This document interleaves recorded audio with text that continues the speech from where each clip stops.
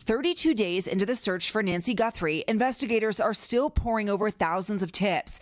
But could the missing piece of evidence simply be the suspect's cell phone? Think of treating your phones, your cameras, your computers as a crime scene.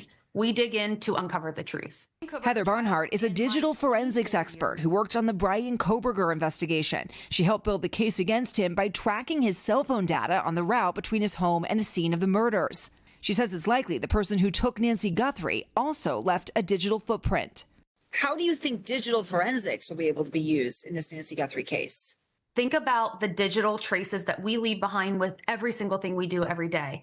Your phone is constantly pinging cell towers. Even if you turn it off, that creates a period of interest. So once a person of interest is identified, the fact that their phone is no longer pinging any tower is of interest.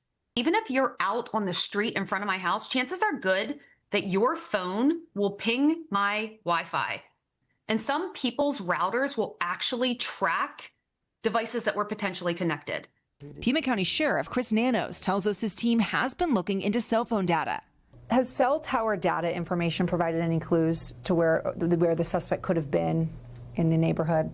I think the cell data towers have helped us in eliminating people and looking at things and different things, and there's still a lot of that data that needs to be looked at. But Barnhart says sussing out these leads takes time. I feel like investigators have such a tough job with this, but they're really trying to find a needle in a haystack, and it's not easy. But once they find one thread, the entire case will unravel.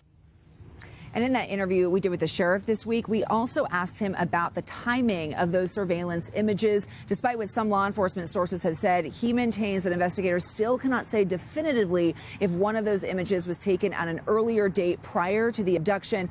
But the sheriff did tell us that he does believe it is the same person in all of those images. Hoda. All right, Liz, thank you. Looking for that single thread. As always, if you have any information that could be helpful, please call the FBI's tip line. That number again, 1-800-CALL-FBI.